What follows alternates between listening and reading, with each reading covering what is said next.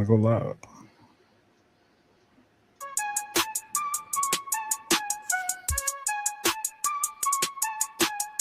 What's going on? Just tell me what it is. Fry, what it do? Tell us what y'all thinking. Give me the remote. I'm trying to see.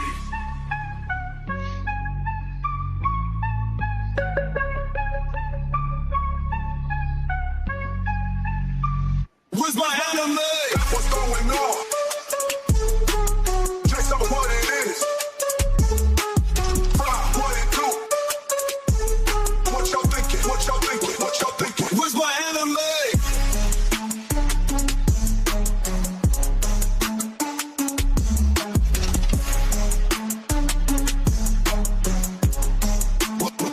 Where's my anime?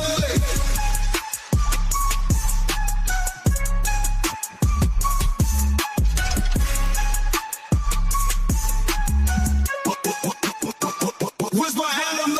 What's going on? Just tell me what it is. Fry, what it do? Tell us what y'all thinking.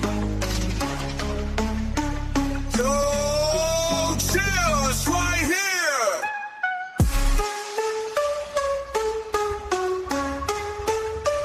Where's my anime?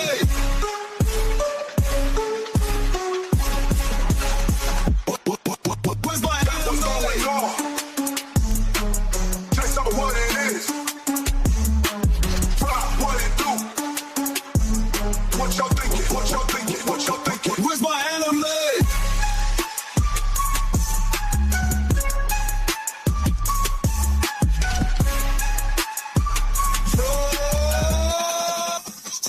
Y'all ready for this? Tell us what y'all thinking. What y'all thinking? What y'all thinking? What y'all thinking? What y'all thinking?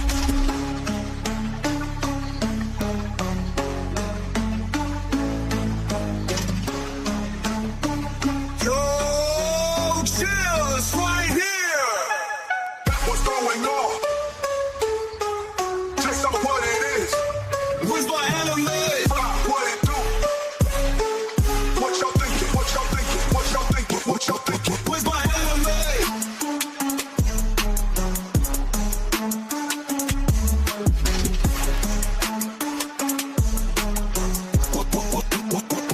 Where's my anime?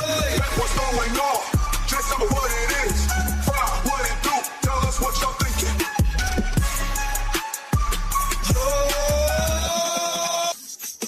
Y'all ready for this? Tell us what y'all thinking.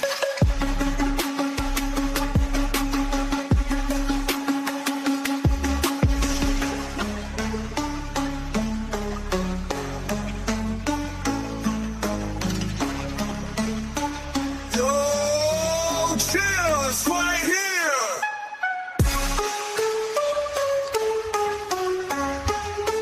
What's going on? Just tell me what it is. Fry, what it do? Tell us what y'all thinking. What's going on, world? What's going on, world? Episode 61 of Where's My Anime? We're live on Facebook, YouTube, Twitch, and X tonight. We got No Face, No Case, Jay Sama, Fry the Manga Guy, and of course me, Dap the Interview, antagonist of anime. What's going on with y'all today? Oh, you know, another week. That's about it. Here you What's on going on? What's going on? got a short list of anime tonight. Usually we got at least 4 shows to talk about. Today we only got 2. Gonna be talking about Demons of the Shadow Realm and gonna be talking about Invincible. Is there anything else before we get into that y'all wanted to bring up and talk about, or?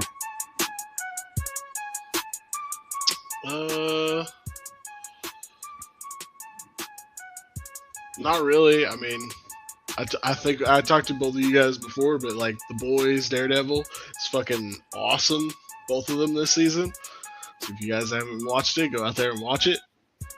It's not our usual topic, of course. We mostly just talk about anime, but both of those are very good, and I highly recommend them.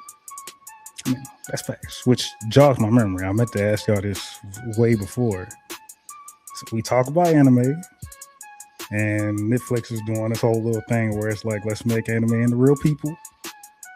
We all the way caught up with Sakamoto Days, and Sakamoto Days coming out with a live action. Do we probably want to spin that up and talk about that too, or? I fucking hate the live action fucking anime shit. Most of them are terrible. There's been one good one, and that was flipping One Piece. You didn't watch Avatar? Avatar, of course, you would say One Piece is the one good one. Yeah, it's the only one I found that was. It's not good. What? You didn't like the what? Why not? They butchered Sokka, in my opinion. Did they change I'm not a huge fan of some of those changes. Like, I haven't seen the newest one with Toph. But yeah, it's so far the live actions. Like, I remember watching the Death Note live action. Yes, terrible. And holy crap, was that bad? They changed a lot. It definitely could have just made up their own shit. They didn't have to be like, hey, this is a recreation of Death Note or... Dude, that was utter trash. It was so trash. Hey, what's going on, Mitch from Subway? Right now we just talking about live action. Anime's turning live actions. So like Sakamoto Days, that just dropped. If you ever watched Sakamoto Days, if you haven't, definitely go watch that. I was saying One Piece was a great live action. Somehow he's never seen the Avatar, or he's hating on the Avatar more rather. It's pretty crazy. They did a great job, especially from the first one that we got. Like, this is such a better version. Just because it's better doesn't make it good. Just because it's better, it doesn't make it good. Yeah, it can still be bad. Because it can't get much worse than the M. Night Shyamalan live action Avatar. Like, that was horrendous. It most definitely was. Definitely was. I don't think it's bad, man.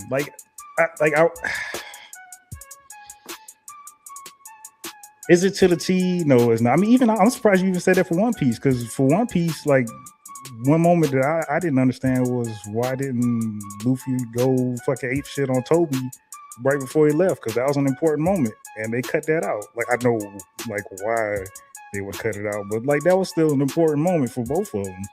Well, why cut that out? I don't know. There just be little stuff like that. At least to me, there'd be little. I mean, that's like how that. all live actions are. Like, I mean, why cut out anything they cut out? So there's a live action Sword Art Online.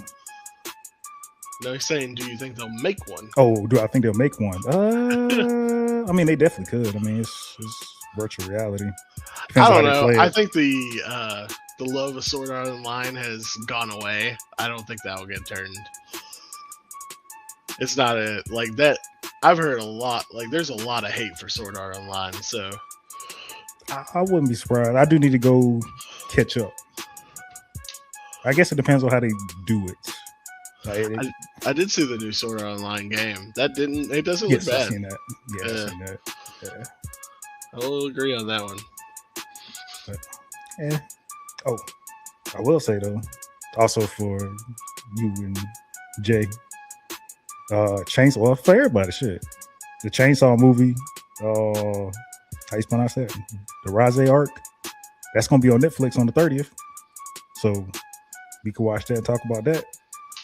And then next Saturday, I might watch it. You might watch it. What you mean? Man, fuck these movies, man. Like, it's on Crunchyroll, bro. We good. I know, man. I know, man. I'm saying, but how long did it take to get on Crunchyroll, man? Like, they could have just put it on Crunchyroll like a couple months after it got out of the theaters, dude. You're killing me with it. I mean, it is what it is, man. At least they didn't release. Mitch from Subway says it's good. I heard it's amazing. I've heard nothing. I've heard good things, so I'm excited to watch it. Most definitely. I mean, I loved the first season of Chainsaw Man, so hopefully the movie will be good too. I think I need to finish rewatching that. But yeah. Music with the colors. Thank you. Also, the 2nd of May, we get the special episode for My Hero Academia. So, granted, that's a Saturday, sadly. So that's right after we do this. So unless we do like how we did last week, I think that was, where we do it on Saturday to talk about 3 things instead of 4, one at a time. I don't know. I'll be okay with talking about it as long as it's good. If it's not any good, I don't want to talk about it. I don't think that's how reviews work. If it's not good, I'm going to pretend it never came out. Because My Hero's ending was fucking phenomenally done. And I don't, if something comes out and it's terrible, I don't want to talk about it. Well, when you say ending, the whole series ending was dope, man. Like, in my opinion, like, don't shit need to change about it, man. Alternate ending, that's cool, but like the way they ended the series, man. Like, if it's an interesting thing, I'll be like, okay, it'll be kind of cool to chat about it. But if it's not any good, that thing's getting dumped out of my brain immediately. I don't think they will release something that I do them wrong. Like, I'm looking forward to see what they release an episode of My Hero Vigilantes every fucking week. They will release something just to get people to watch it. They don't care if it's good or not. So, I mean, but that just like, especially for whatever studio this is, the studio and the creator of My Hero, like that just, it wouldn't look good on them, especially as a closing. Like I would hope and I would think that they would like to have a double high note that they end on and not a teeter-totter. I hope so, yeah. It's not always what happens. Hey, that's why I said hope.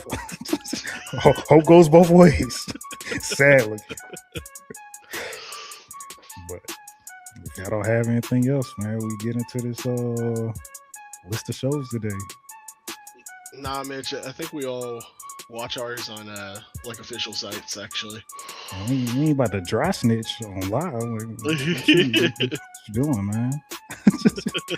We watch our stuff on Crunch. I don't even want to talk about where we watch it because we ain't getting sponsored by that shit. We watch anime. That's fair. Yeah. All right, let's what are we starting with? Yeah, we are starting with Demons of the Shadow Realm, Season 1, Episode 2, Right and Left, and Episode 3, Dira and Hannah. So, what do you think about these 2 episodes, Fry? I mean, personally, I like both of them. With Right and Left, we get a little bit more action. It starts off obviously right after the first episode. So we now got left and right, or right and left, however you want to say it, doing their thing. The main character has no idea what's going on, which I find kind of hilarious. So he's just kind of like, what? And then he gets informed by whatever that, I forget what that dude's name is, but is that what it was? I don't know. Anyways, whoever his name was, he, is like, we're gonna do this, and basically the main character is just like, okay. But you get to see him like fight on his own while he sends Right and Left like off to go do stuff. Yeah. And it's obvious like he's smart about it. Like it, even the lady dude he fought or whatever, they even mentioned. That's a chick. Talking about the one with the chomp thing, right? Yeah. I hope that's. I'm pretty sure it's a chick. I don't think so. I think it's a dude. But anyways, it doesn't matter. They even make a comment to his sister about it, like after they're trying to get out of the village or whatever. Yeah. Like talks about how smart he was with it, where they hit him in specific locations so he can't move quickly or run away. Like that, Yeah. like yeah, See. it was a good little moment. Showed his accuracy, showed he was good in combat at least. Yeah. And then out of these two, I really did enjoy episode 3, even though nothing like major, I guess, really happens. You get a lot of info in that episode. It's a lot Yeah. of lore dumping. I was talking to Dap about this, where you're getting a lot of information, but you're not getting really any context with it. So it feels like you're kind of learning about the world alongside the main character, who is also obviously completely confused and has no idea what's going on. So there's a lot of like stuff about this family and that family, but you're like, I don't have any context. Who are the good guys? Who are the bad guys? Are there good guys and bad guys? Is everybody just in the gray? Like that's all you really have. And then you get the funny moment. I love the part where the main character's coming out of the bathroom and he's like, "Wash my hands, turn off the light," and then he goes to like dry his hands, and then he's like, "No." So that cracked me the fuck up. It was a good little funny moment. And then of course there at the end we get like a little serious moment too, where we get to see somebody using their daemon to hunt down a stalker. Yes. So that was cool. Yeah. Creepy, but cool. So I'm very curious. Like, also, before I go on to that, something I thought was really neat is even though this main character doesn't really know anything, and he's basically just going off on the information that's being given to him by somebody he trusts, they do also make it obvious that he doesn't fully trust this guy. Yeah. Where he's like, we're going to use him so that we have this information, but he makes it very obvious though that they're basically taking everything he says with like a grain of salt. It shows, like, to me, that shows that the main character is at least quite thoughtful on like what's going on. Like he's obviously been lied to most of his life with the information we get from the 3rd episode. So instead of just breaking down from that or just taking whatever information he's giving as the truth, he is now questioning basically everything he's told. And that makes him, at least to me, a more interesting character. It shows that we could actually see some really neat, like, how to phrase this, like really neat like interactions with the various characters, where we might be seeing like some fucking double crosses coming. Hell, we might have like double agent, triple agent fucking shit where it's like, oh, you thought I was on your side, but I'm not on your side. Yeah. But we'll see. Like, it's so far, like I'm impressed. Like, I'm a little biased because this is created by the guy who made Full Metal Alchemist. So, but that also makes me a little bit of a harder, or like, I'm judging this off of Full Metal Alchemist. Like, if the quality drops on this, I'm probably gonna hate on it like 2 times as hard as I would if it was just a random author. Because to me, the guy who made this, he already has the experience. Like, you should be able to make another good one. So, you're not wrong. You're not wrong. Maybe, this could be something experimental. They just, want to see how it worked and see how the public will accept it. And that's just the finished product. We'll see. Most definitely will. I'm liking it so far. What about you, Jay? How'd you like these 2 episodes? I'm liking it, man. Episode 2, and Fry went over a bunch of information, but I kind of also like how the tone shifted with the main character's sister. Like, episode 1, I think it was episode 1. Could have been the end of episode 1, but it kind of came in guns blazing, and didn't really know what the hell was going on as far as what her objective was. And what she was trying to do, other than get her brother. But then, like, episode 2, man, like, you kind of saw even the chick with the munch fruit, or daemon. You kind of seen her be vulnerable and be like, kind of had that conversation with his sister, like, well, we know he's alive. You saw him, and it kind of gave you a moment where, like, okay, so are they are they right for trying to go in there and blow up that fucking, little hidden city in the mountain or whatever? Or, you know, it kind of puts you, it kind of puts you questioning all the events that's going on, right? And then I like the left and right Damons. They're cool. I like how the main character they really leaned into the fact that he's oblivious to the civilization outside of his village that he was in the mountains. So I like it, man. I enjoyed episode 2. Episode 3, man, um was a little slower pace in the beginning. I didn't make it all the way through it, but yeah, man, you know, for right now, it's a good anime. I haven't watched Full Metal, but yeah, we'll see. We'll see where this one goes. I'll watch it. And I haven't watched Full Metal. I haven't watched Full Metal, not because I don't like it or I wasn't interested in it.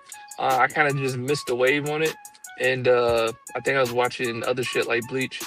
So at some point, I'm gonna go back and watch it. That's why you missed the way because you were too busy playing in Tainted Waters, man. Go get out there and watch Full Metal already, man. I mean, to be fair, man. Well, listen. Let's back up. To be fair, even back then, man, like I missed 2 of the big 3. Like I missed watching Naruto and I missed One Piece as well. But now I'm all caught up, so I'll go back and check out Full Metal. That's not a problem. I know you're good for it. Episode 2, man, I liked it. I mean, I like 2 and 3. I like 2. Like Fry was saying earlier, like when we get to see you know, we get to see him. I wouldn't say it was necessarily combat, but we got to see him, you know, ready to fight and attack.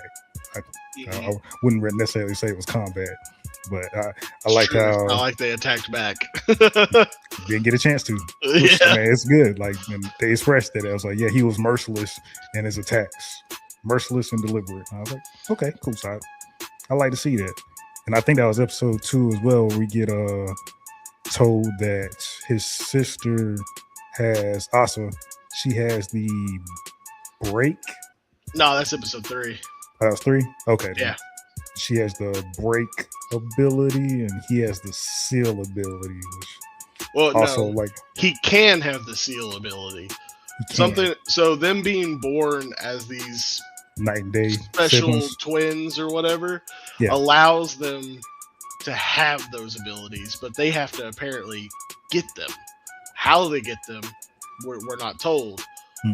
But because his sister got the break or decay or whatever it was called, break. something like that. He, I guess, can only get the sealing one because of that, because she already got the other one.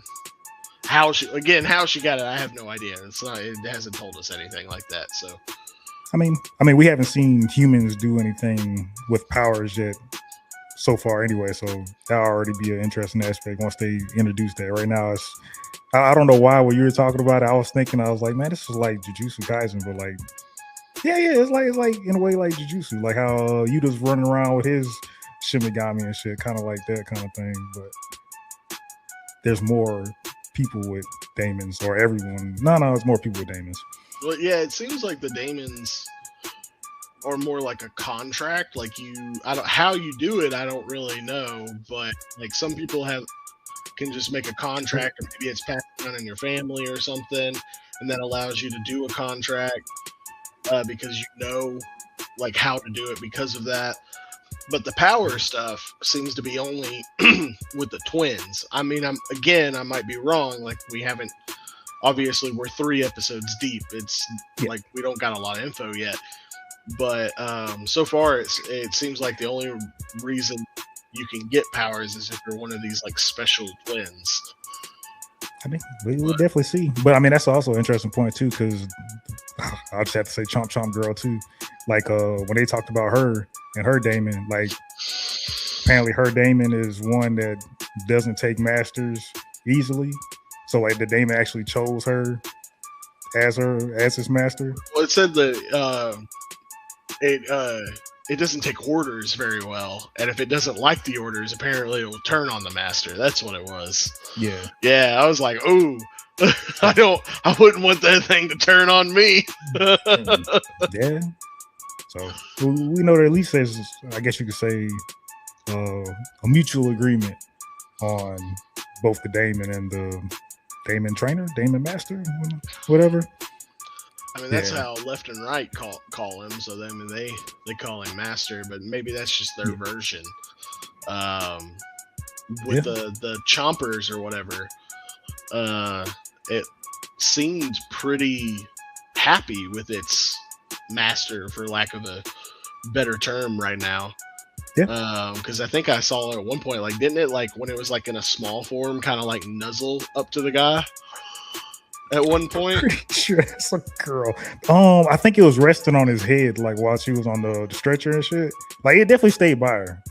Like, it wasn't like trying to go off and do whatever. Which I can't wait to see how they unfold the rest of that stuff. Because that's still episode 3 too. So go back to episode 2. Get to see you in a little bit of action. Get to see Asa do what I guess is the break technique or whatever. Bro, we see Granny with whatever her daemon is, and I guess she's the one that conjured up the fake Asa that was behind the cage this whole time to manipulate Yuri. Like, I do like how there's so many different moving pieces that, like, it gives you information, but at the same time, it's like there's just no context for it. Yeah, like you still gotta go back to it.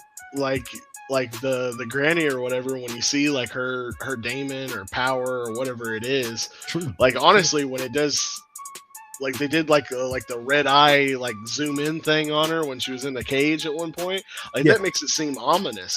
So, like, is she gonna be a bad guy? Was he basically like controlled? Like, obviously he was controlled, but are they? I'm talking about the main character. My bad. But like, how is Granny going to be? You know, maybe it'll end up being one of those things where, like, to her, it's a good reason. Like, oh, we did this only because of these things or whatever.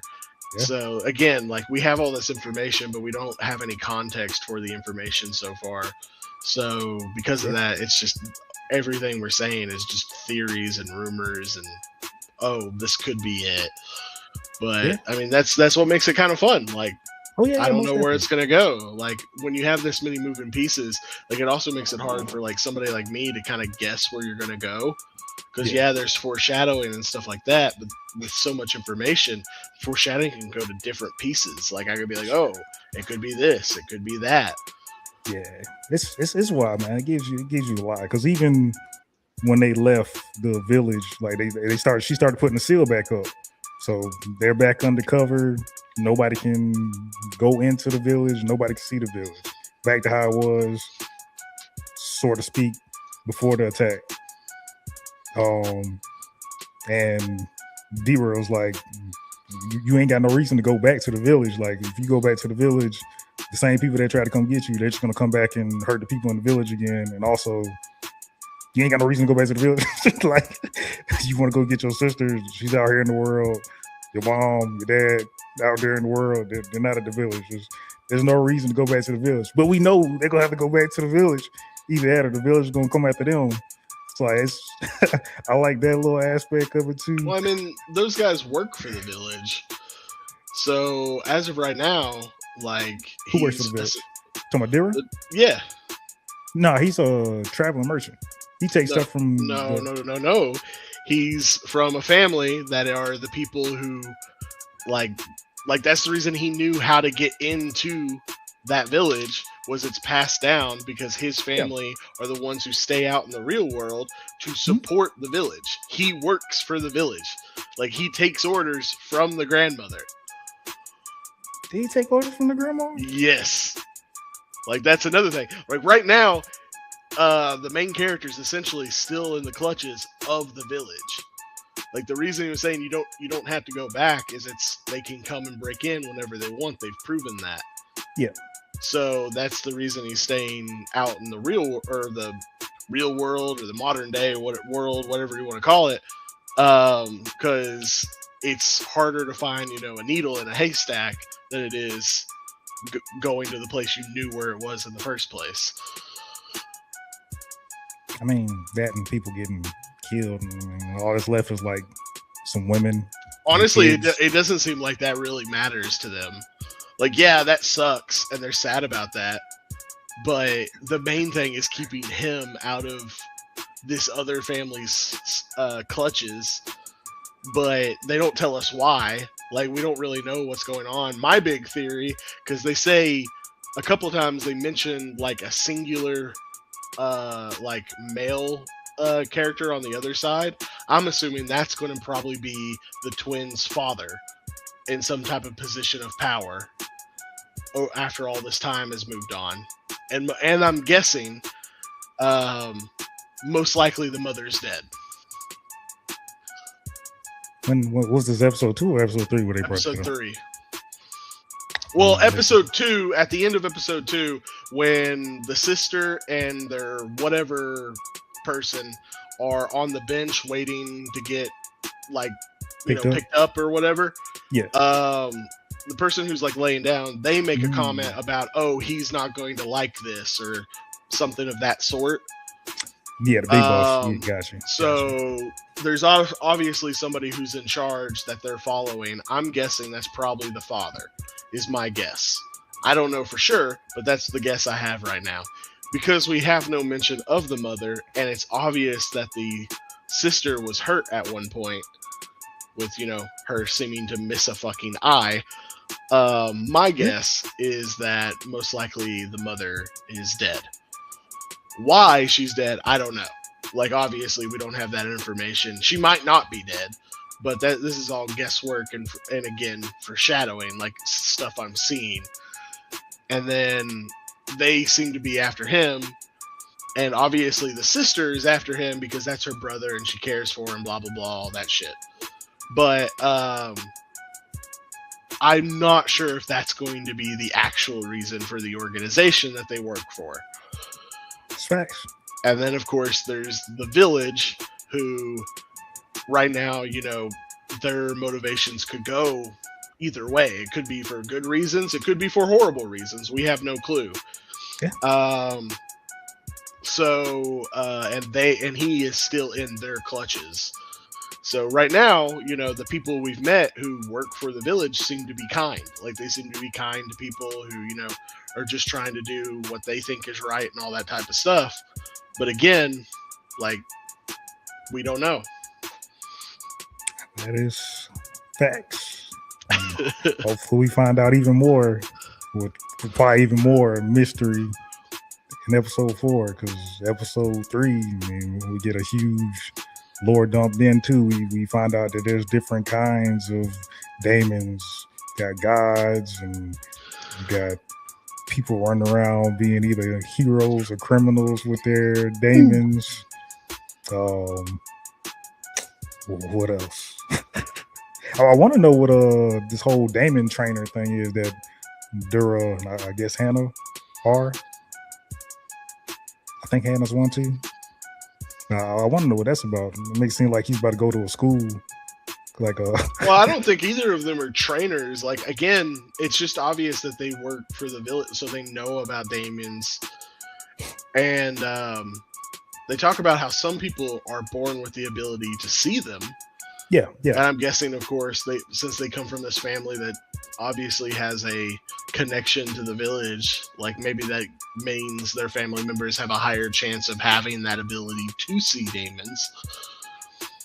But I mean, think about the dude who was the merchant or whatever. Like, he doesn't, like, there's multiple times having a daemon would have been incredibly helpful to him, and yet we never see one. But he can obviously see them. So, and then I think Left called the girl when they meet her, since she was able to see the daemons right away. She says she calls her a seer, I think. I don't remember that. I was actually about to correct myself. I think they might have said retainer, not trainer. Damon retainer. Well, that's what they call the main character. Like it seems to be if somebody makes a contract or however that works. Again, the reason I keep calling it a contract is just how left and right seems to work, where they seem to do like some type of contract basically. But so when you do that contract or however that part works, then it seems like you become a retainer of the daemons or demon. Oh, I hate that they call them daemons. But it is what it is, you know. Like it's whatever. We'll get more information. Like I can't wait. Like I'm pumped for the next episode. When it drops, I'm definitely watching it. Yeah, most definitely. I'm most definitely looking forward to next. I mean, shit. Just from I don't know, vigilante, public service. I don't know, whatever the guy was that had his daemon pretend to be his customer look-alike running down the hallway. It then eats the fucking stalker. Yeah, just traps him in a elevator. And dude walks up to him. It's like, I got you now. It's like, don't get any closer. You gonna step into my domain. They just start taking him out. Well, not taking. He ends up eating them. I was like, well, damn. Okay, cool. We're gonna see some shit like that. Now, I thought he was gonna kill the girl that opened up the elevator. When he opened the elevator, his daemon came flying past her, and it reached back out to go grab the knife and eat the knife. And then he asked her if he could see her. Like, shh. I was like, okay, so we got different aspects. I'm assuming we're gonna see him later on, since they're showing him already, and he has no ties that we know of as of yet with the rest of the cast we got introduced to. Again, I think he's going to be probably part of the same group that the sisters are part of, and I'm betting that that's probably how they get along and probably get funding in the modern world. Is they use their daemons to do like these type of jobs or something of that sort. Yeah, because he makes it seem like he had a job from her. Yeah, one who was worried about the stalker and everything. So we'll see. Yep. I will add too, since it came to my mind. Did you notice that old girl with the chomper thing? Like she might as well just be like female Edge. She got the red jacket. The hairstyle is just a little bit off, but it still looks very much like Ed's hairstyle. I mean, the main character is a carbon copy of Ed. You think so? I don't see it. 100% he is. His eye color is the only difference, and him not having long hair. That is literally a carbon copy. I would have said more owl. I think old girl looks more like Ed, especially with the big ass red trench coat jacket with the logo on the back. Like that was Ed all through. Especially, I mean, obviously he has to pop in, his work in there. Yeah, most definitely. I expect it. I don't look at too many characters and I'd be like, oh yeah, you look like. I'm just enjoying this for what it is. But all right. Well, what you want to rate them? I'll give episode 2 a 7, and I'll give 3 a 7.5. I think 7 sounds good for me, so like I'll go with 7 with you. But I liked 3 quite a bit. Like the information we got, the funny moments, I thought it was very well done. That's what I'm going to bring up. So I think it brings it up to an 8 for me. I really enjoyed 3. Yeah. Also, that was another good funny moment from episode 2 when was it Right? Yeah, when Wright went to go save the people of the village.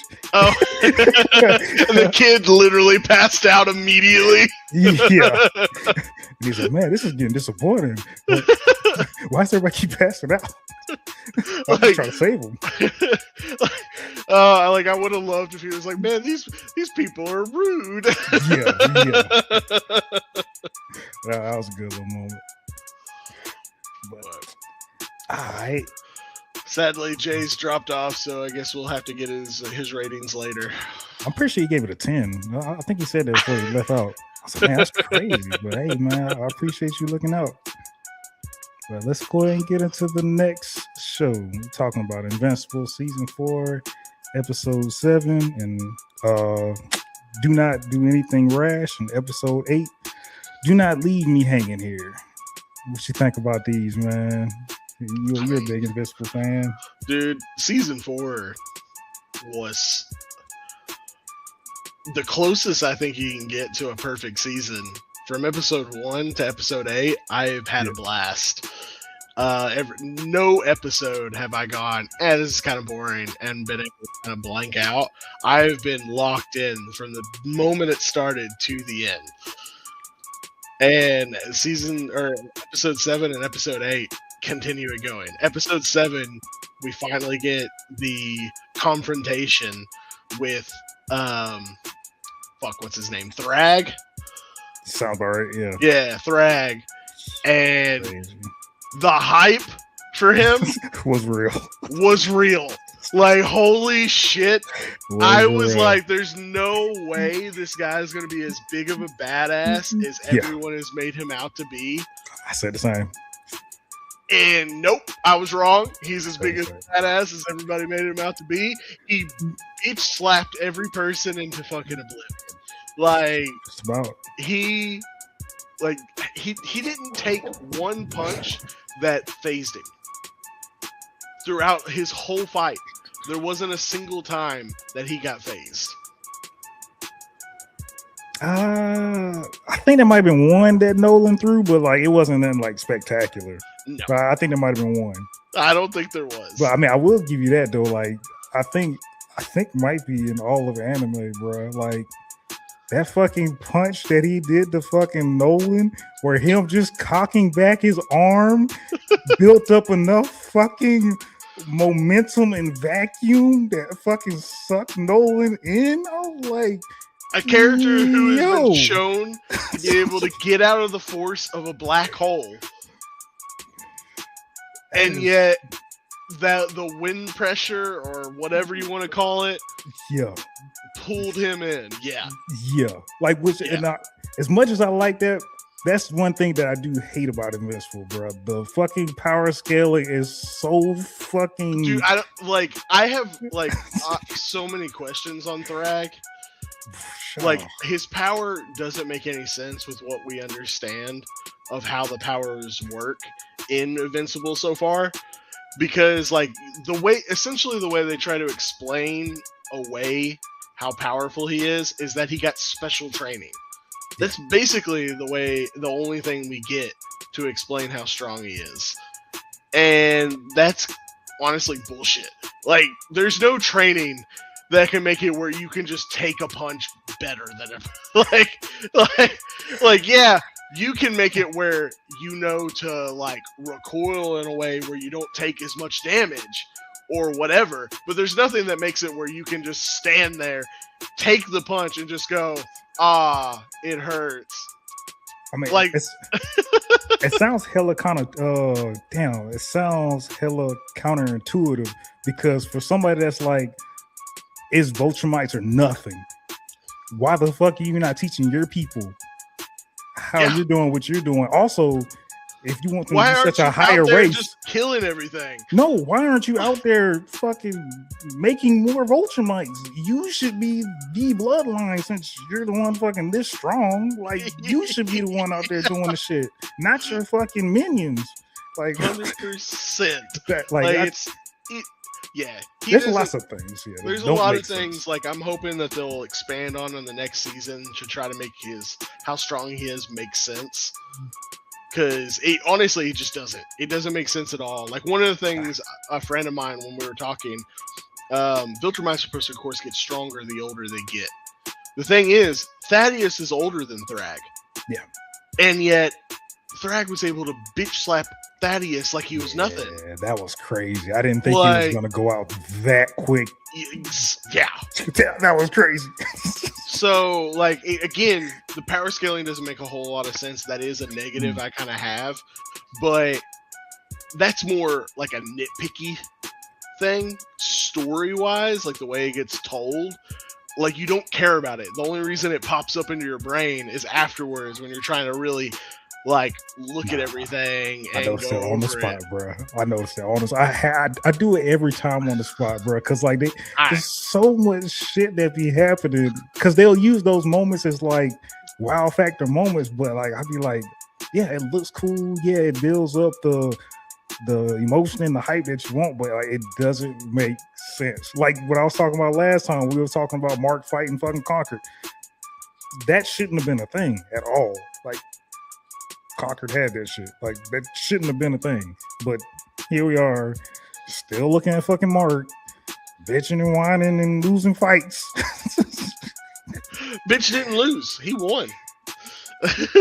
Against Conqueror, at least. I mean, technically he didn't. Like, technically it was a draw because he was dead. He too. lived. Only because his dad and his Doesn't brother matter. patched him up. Doesn't matter, motherfucker. That's He the won. only reason He lived. why. There was nobody there to patch up Conquered. Oh, Conquest, my bad. You can't patch him up. He was dead. All he did was get choked out. Like there's not another Vulturemite that would have had fucking iron lungs to fucking give him CPR and bring his ass back. They all go that's through not these how it fucking weird He ass was dead. Zenkai boosts. You Like, can whine he all was day. He done was already. dead. Sorry. Fuck Mark. But overall, like the at least episode 7, I think was overwhelmingly good. Like, yes, there's some parts on it like I nitpick, like I've told you, but I love them blowing up Viltrum or whatever the planet was called was also fucking weird. Didn't make any sense. How you shoot a laser and you keep it up with a laser? They don't fly at fucking light speeds. A laser is light. Like there's some stupid shit like that. Like, what's the point of following the fucking lasers? I also want to say this: that laser has never gone light speed. Anyways, it's a laser. It's a laser. It is. You light. don't know what light it is. It's laser. What are the blasters for fucking Star Wars? Ain't that plasma? It is plasma. Shit. Again, you don't know what the fucking space cowboy is doing, like, or space biker or whatever this stupid fucking name is. One of us. What? Space Rider. Whatever. I don't give a shit. Obviously, you do. You better go down a rundown. What the hell? Is that me or is you? I don't know. Curse you, AT&T. But like again, like it's not. Honestly, I don't even know why they needed the laser. Because the laser eventually, like at one point, it looks like it goes away and then it appears back up. But it doesn't really matter. They blew up the planet. It was cool as shit. Deal with it. Like I really enjoyed that whole part because it was cool to blow it up. I will say this. I was like, this is like after it all blows up before we watch the newest episode.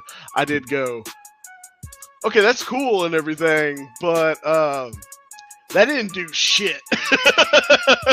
like basically, you just pissed him off more. Like, I was like, I'm not really sure why this was such a good idea. I don't think this was a good idea. And then, of course, episode 8, yeah, like, basically all of episode 8 was like, you know that shit they did last episode? Yeah, it was a bad idea. I mean, they said that from the jump, because I didn't think it was going to go that way. I thought Thaddeus was thinking, like, okay, all of the Vulturemites are about to go back to their home planet. Guess what's about to drop? That new Scourge 2.0 on your ass yet again. Honestly, that's what I thought was going to happen. Why Thaddeus didn't do that? Because obviously we know at the end of episode 8 that Thaddeus' plan was to kill off all Viltrumites anyways. Like, he was going to kill Nolan and Mark and Oliver anyways. Yeah. So, like, why didn't he use that in the first place? But maybe he just, I don't know. Maybe he wanted to pretend he was a good guy. Fuck if I know. I mean, I would say he's not a good guy. He's just a hell of an extremist. Dude, I don't know, man. Like I'm not saying, like, I don't understand the hatred for the Viltrumites. And obviously, like, their society is, I mean, they're willing to go commit genocide on a daily fucking basis. But, like,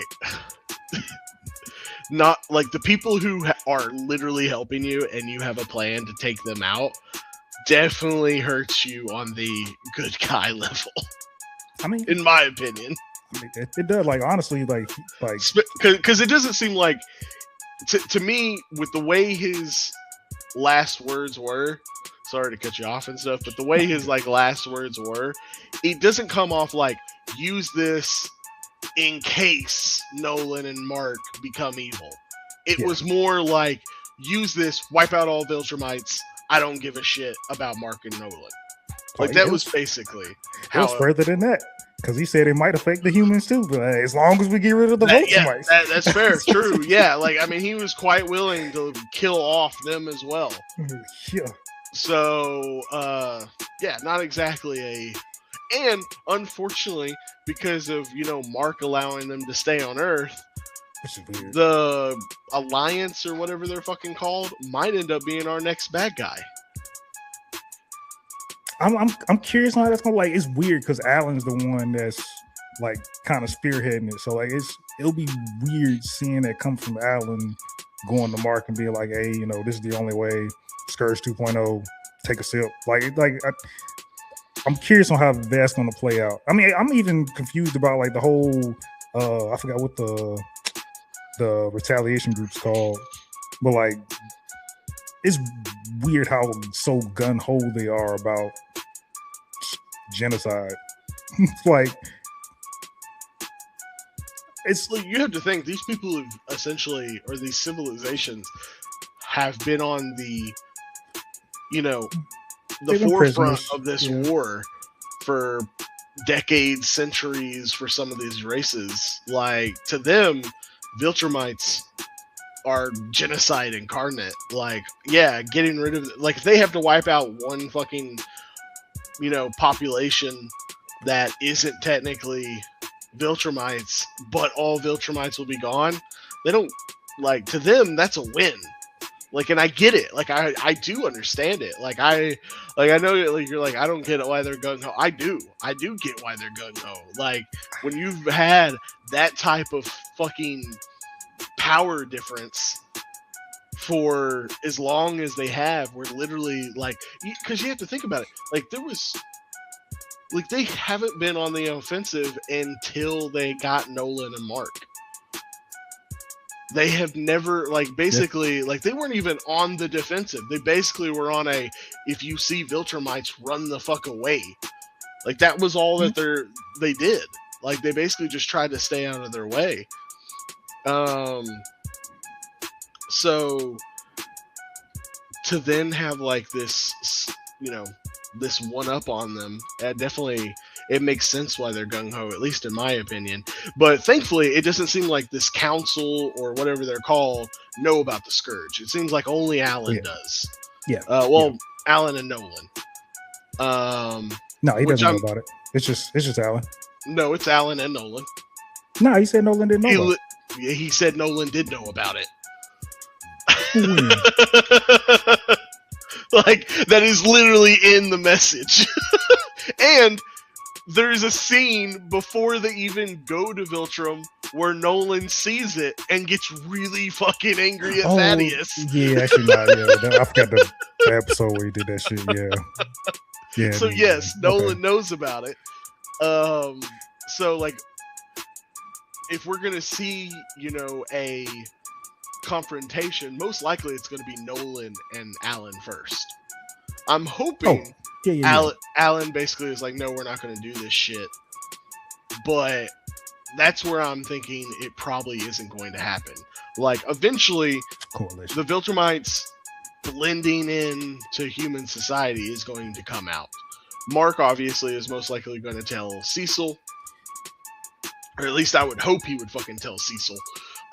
But I mean, does he need to though? That's another part that got me confused too. I'm mad that I called it and it was right. At all the fucking illusion or PTSD moments he had, I knew that one where he was flying, that was going to be the real one. But I'm like, Well, okay, yeah. cool, that's going on, but like, y'all just got the fucking Vulturemite alarm system set up or detection system set up. Y'all just did this shit. That's why you're leaving. That's why Nolan is leaving to go back and check on Oliver because the system got set up. Yeah. So people should know. No, because the way the detection works is if somebody comes in from outside the solar system. See, the problem is they're already in the solar system. Like, that's what Thrag says. They've been there the whole time Nolan and Mark were there. Man, that's part that pisses me off too, bro. Like, that's like some shitty writing. Like, we see this dude do some smart ass shit, like this shit right here. But this is also the same dude that was like, there's a scourge in our bloodline and in our ranks. Kill each other to cleanse ourselves of the purge. That was some of the stupidest shit. I wish the only survivors were the ones that was with Thaddeus. That would have been hilarious. That this didn't even make it this fucking far because you fucking took out all your own fucking stupid people on some fucking. I'm on some emotional shit. I just want to see bloodshed. Like, that'd be some stupid shit going on in this goddamn show, man. Nah. Honestly, like, it's stupid, but it's what makes sense in the regard, like, if they were, like, this is basically all the mistakes that the Viltrumites make seem to be based off of their culture. Yeah. If they didn't act this way, if they didn't choose to do these things because of the way they're brought up and the way they're thought to act, they would not lose. Like, they couldn't lose. So how does, like, when you make somebody that strong, if you make a species that strong, you make them the fucking Nazis of fucking space, how do you have them lose? Well, you have them lose by making their culture be the weakness.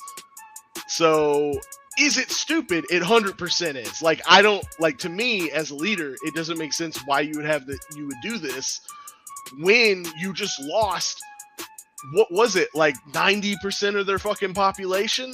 Yes. So, yes, that doesn't make sense as a leader. Does it make sense as a leader for this culture? Yes, it 100% does. It's just another show of strength, of fucking, like, I think it's supposed to also be part of, like, a send-off to their great leader by bathing him in blood for some stupid fucking reason. But again, it's just stupid to you and me. To their culture and their upbringing, it's not. To them, it's honorable and, I don't know, dignified, I guess. I don't know what fucking word to use for that. Because again, it's just stupid in my eyes. But it does make sense in the sense from their perspective. I mean, oh man, if you can make some sense out of it, yeah, go for it. Because to turn around and be bitching about numbers and like you at first it wasn't in your hands while your numbers were low, but then you decided in your hands to make the numbers low. And I mean, fuck, for God's sake, doing nothing. They made their numbers low anyways. Like, their population probably would have been significantly larger if they didn't kill off their children for failing. I mean, but they still had more people though. They still had. Yeah, but that's just because of generations before this scourge thing happened. The thing is, so they was fine. They didn't change how it. Sorry, doggo. They didn't change how, like, that worked either, even after their fucking population was wiped out. So yeah, of course they're still going to do this stupid shit, because to them, it's keeping with their traditions. It's keeping with what makes them strong. Again, it's stupid. It totally is. But it does make sense. I mean, I have no problems with that. I mean, clearly they had the number. Their fucking body count is a visible ring around the fucking planet. Clearly they were doing fine with the culture that they had at that time. It was just the scourge that fucked it up, and then going on further to weaken your numbers, and then only have them prioritize into. Well, my bad. Not only because Nolan was obviously on a mission to go find out what species Others were were too. compatible. Nolan was just the only one who found a place that worked. Oh, found two, but No, he found one. He Oliver. found another. Oliver is a child, but he isn't considered a success. Mark is. So that's the reason why Thrag calls Oliver like he calls him an abomination or something like that. To him, Oliver isn't a Viltrumite. Mark is.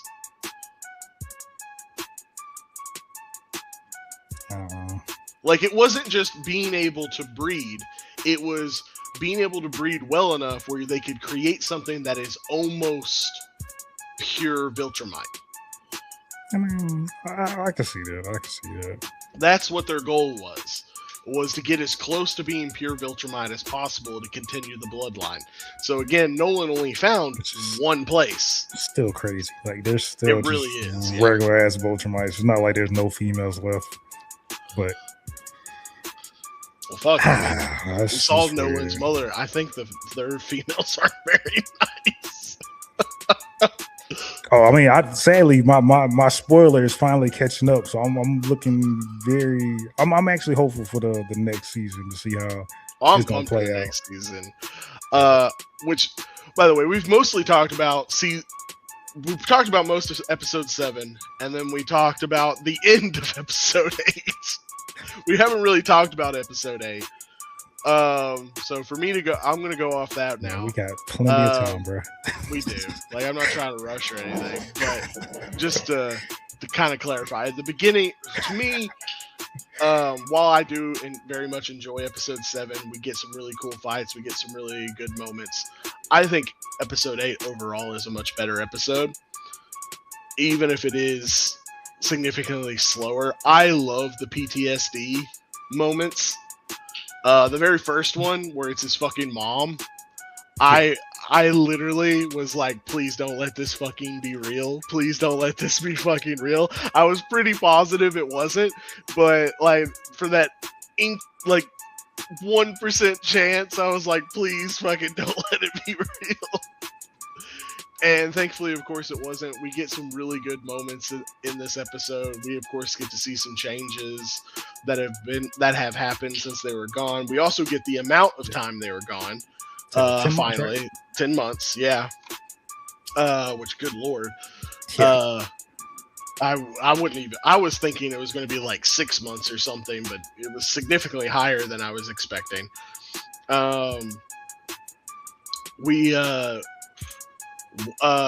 His mom broke up with, what was his name, Paul? Yeah, I think something like that. Yeah. So we do get that. So with them going back up into space, I'm wondering if they're gonna do you already next season. Know. Yeah, there's probably gonna be a reconciliation.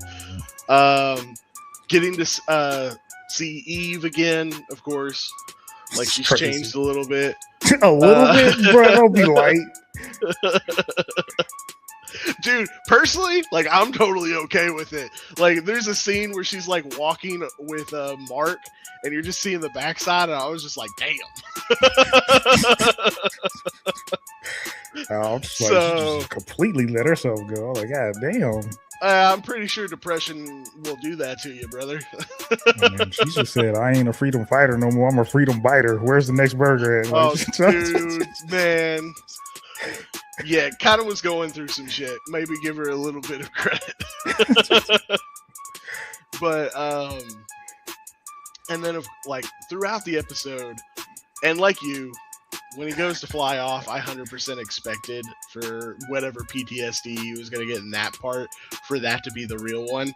But as the episode goes on and you see all these different things, the thing that I kind of liked about it is we've seen since the beginning of this season that Mark was going through shit and he wasn't handling it well.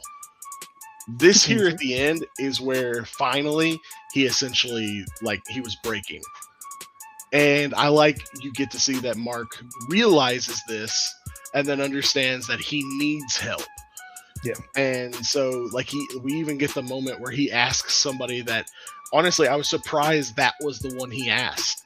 Cecil. I was yeah, Cecil. Yeah, exactly. Like I was expecting maybe, he would talk to his mom or something Yeah. or something like that. But nah, it's fucking Cecil he goes to and is like, Yeah. I need help. So yeah, that was a good moment. And of course, without this, PTSD and all this internal torture he's bringing upon himself, most likely Mark wouldn't have answered the way he answered at the end of the episode with Thrag.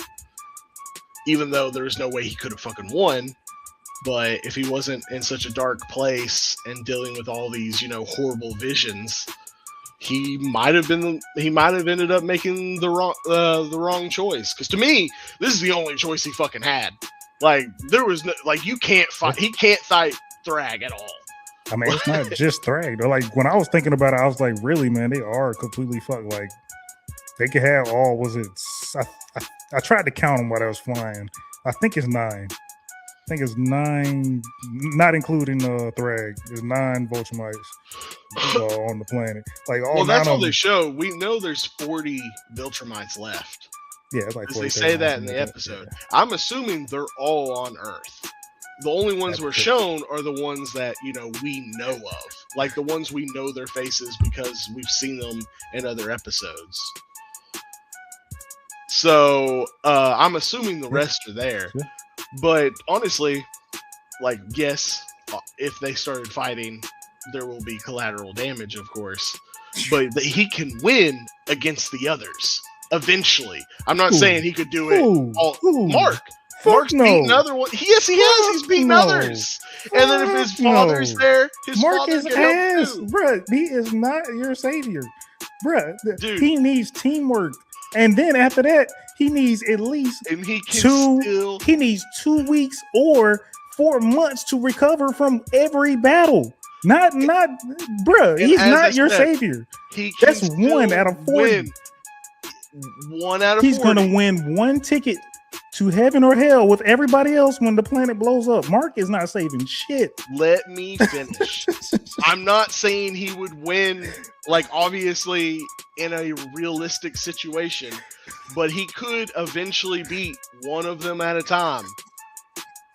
But again, even if he could do that, like in the best case scenario, and he can fight each one of them one at a time on his terms with the amount of time he needs in between, even if he could, he still can't beat Thrag. There is nothing he can do to Thrag. Which, like I said, which was the whole point of this, like, without the PTSD, without the internal torment, there's no guarantee that Mark would have made the correct decision in telling Thrag yes. So, like, that's why I like this episode so much, because it shows, like, the build-up, it shows what he's gone through, but also it shows, like, why he says yes. Without this, without seeing this, his yes wouldn't make sense to you as an audience member. You think so? In my head, yeah. Like, for his personality. If you didn't have this PTSD, Mark never says yes, in my head. I was surprised he said no, especially because I know he was going to get his ass whooped and cause a lot more damage than his fight with fucking Nolan or any other bullshit that he's been through. Like, I didn't see him not agreeing. Like, I thought he probably would have been like, hey, let me think about it and go talk to somebody else. I thought something like that would have happened. Yeah, I could see him trying to go talk to somebody else, but Thrag isn't going to allow that to happen because he doesn't care about anyone else's opinion. Yeah, the only reason he cares about Mark's is because Mark's a Viltrumite. That's the only reason he gives a shit. And even then, he doesn't even really give a shit if Mark says yes or no because he's just gonna do it anyways. Yeah, that's what he said when he flew off. He was like, "I gave you options, but you really didn't have any options." Yeah, exactly. Like, so, like, that's my point. Is like, obviously when you do it in a logical sense, Mark saying yes is the only outcome. But what I'm saying from Mark's character and how he's reacted every season till now, without like what he's gone through, I like I said, I don't see him saying yes. I see him always saying no, and always trying to fight. Because to him, that's what it was to be a hero. It was trying. Like, even if it causes a bunch of collateral damage, you still were supposed to try. He's learned though that sometimes that doesn't matter. Like, if you can't win, all you're doing is causing more pain. All you're doing is causing the situation to get worse. You know, I'd give it to you if he said no, because like he almost has the stage set up to where I could see him saying no. His mom's not on the planet. His brother's not on the planet. And he didn't really need to care about his dad. His dad's not on the planet. Really, all that's left is Eve. If Eve wasn't there on the planet, she left with Nolan or whatever bullshit off the planet, I think he would have said yeah. He wouldn't have nothing to lose at that point. Everything would have been out somewhere else. He would have been fine. He had another way to kind of recoup and, get his mental or whatever. See, I still don't see him saying no in that situation. Because to Mark, he's a hero. He's supposed to protect everyone. Like, don't get me wrong, he's obviously more, like, he cares more about protecting the people he loves. Like, that's obvious. But he also, like, the reason he became a hero in the first place is he wants to do good for everyone. That's the reason, what his father did, where he ended up murdering a bunch of people, like, it affects him. Because he was supposed to protect those people. Yeah. I mean, and then he had the whole little moment where he kept getting manipulated and people started fucking with his family. He was like, well, fuck it. It's family first. Yeah, yeah, exactly. Again, without what's happened. And that's what I'm saying. Like, it would have been neat to see what would have happened, but I mean, not really either, because we all know what would have happened. He just would have been killed, easily. Very easily. I would have liked to see how Thrag would have done it, because we know it wasn't going to be. Sure he just would have ripped his head off. Oh no, because even he said that for what's the other Thaddeus? He said it for Thaddeus. Like, man, I really didn't want him to die that quickly. I wanted him to go a slow way out. Like, nah, he would have took fucking Mark out nice. He just took out the fucking planet. He took out Voltron. He was going to take his time with fucking Mark. True. That's fair. That's a fair point. But yeah, I mean, otherwise, like I don't know. This whole episode was just a fucking, in my opinion, it's slow, yeah, but it's just so well done. I love seeing like the interactions with the various characters. I like how everybody reacts to Mark essentially having these panic episodes is also kind of intriguing, in my opinion. Like, when his friends and all that, like, this is the person to them is, I mean, he's a superhero. He's, nothing's supposed to bother Mark that much, and yet he's having straight up fucking panic attacks where they can't get him to react to their voice. Like, that's wild. Like, that's some PTS fucking D right there. Yeah, like I was curious on how that moment was gonna go, where Eve was saying that she was pregnant, like, because he had an attack right there in the middle of her saying she was pregnant, and him coming back to, he just pretended like he heard what she said and kept it pushing. Like, I thought he was never gonna know on that episode or this season that she was pregnant, and I sure didn't expect her to say that she wouldn't have an abortion. I didn't see that one coming. But For me, with the changes she had and the way she phrased everything, it sounded like somebody in a depressive episode to me. So I was assuming that she had either had an abortion, or I was assuming she had a miscarriage. Those were my two thoughts. Obviously, of course, we get the abortion, and then I like the scene. Honestly, like, it's heartbreaking, obviously. Yeah. But you get it's a very deep moment. Like, you have Mark, who, of course, like, you see that he has the pain of finding out, he could have had a child. That's there. He starts to cry. But then, like you even see like the realization come to him that, oh, this pain I'm feeling, Eve had to feel this by her fucking self. Like she wasn't there. Yeah, Like yes. And I was like, okay, that's one. Like that is just like that was like this animation part was so well done. Like this could have been so bad. Like if they had done it in a certain you change a few of the like camera angles or whatever, his realization would have came across a much different way.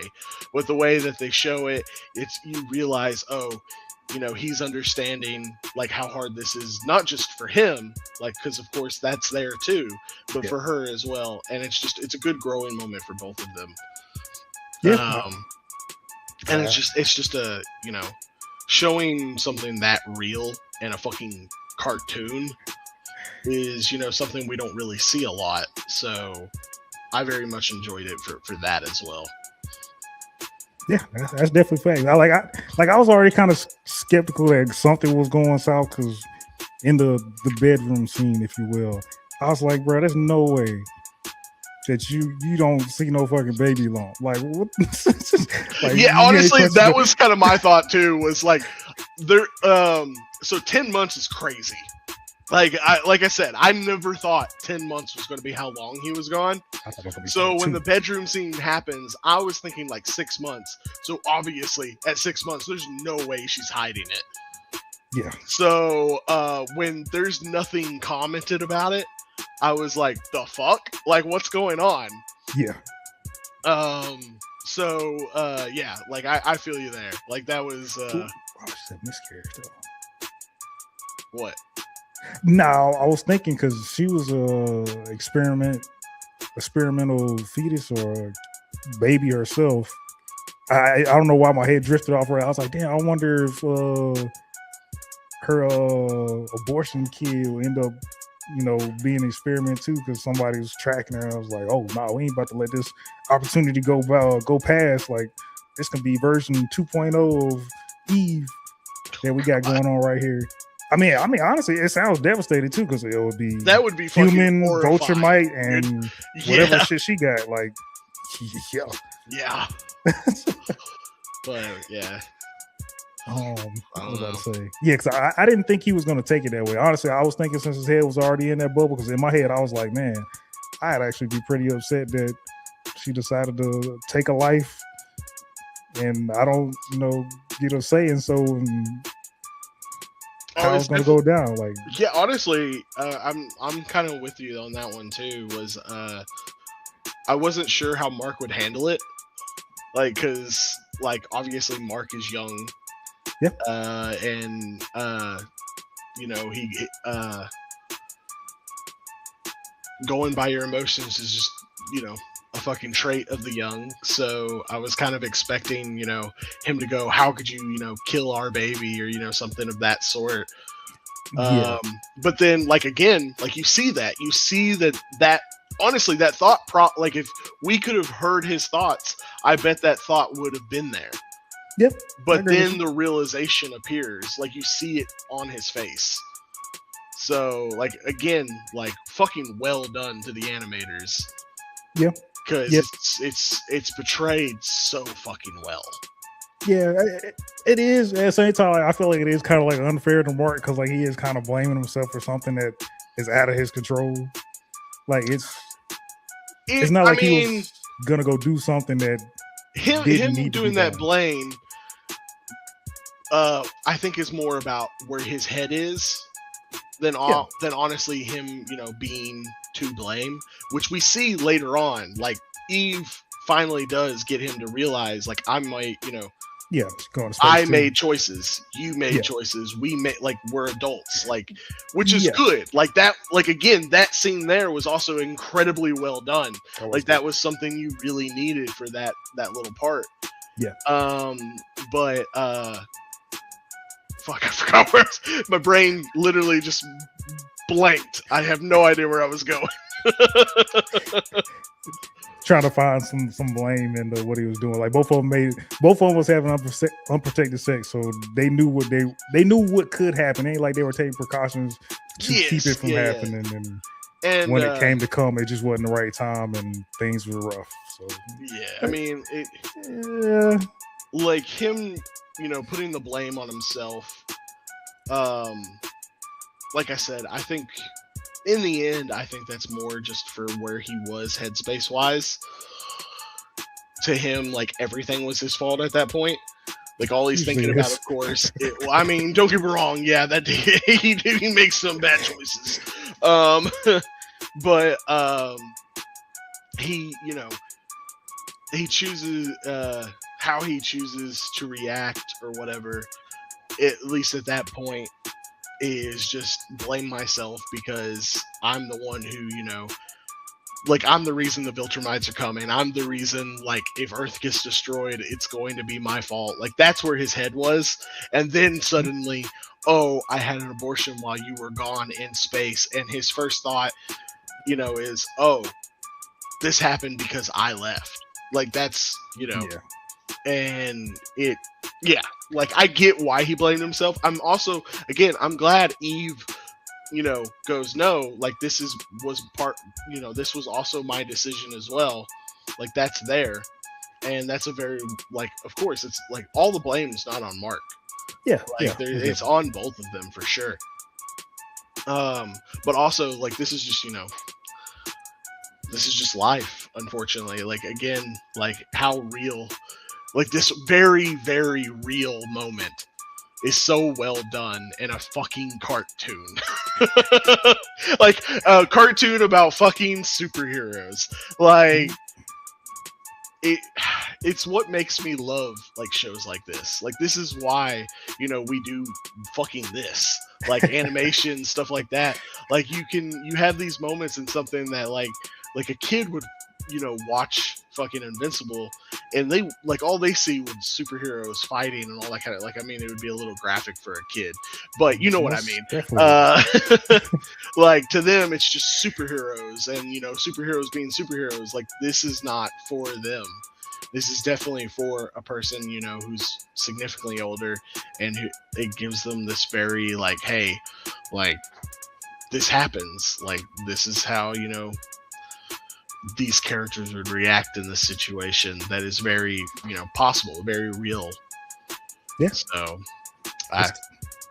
the one thing I like about Invincible is it's not the action; it's just the drama, man. Like I honestly treat it like a soap opera. Like this all it really is to me. I'm not watching it for the action. Like it's just all about the drama and how the characters deal with shit. Really and truly. I'm not even going to lie. I mean, that is definitely my favorite part. Like, I'm not going to lie on that. So, and it's been like that since episode 1. Like, you see all, like, the gore and stuff like that is there for shock value, of course. We've talked about that before. But, it's, like, that shock value is more there to lead to the situation for like, oh, how does a person deal with this? Yeah. And so that's the, to me at least, the driving force of Invincible. Like what makes me go, oh, okay, what are you gonna do now? Like, yeah, don't get me wrong, the fight scenes are cool. Some of the people's abilities and stuff like that are neat and very fun.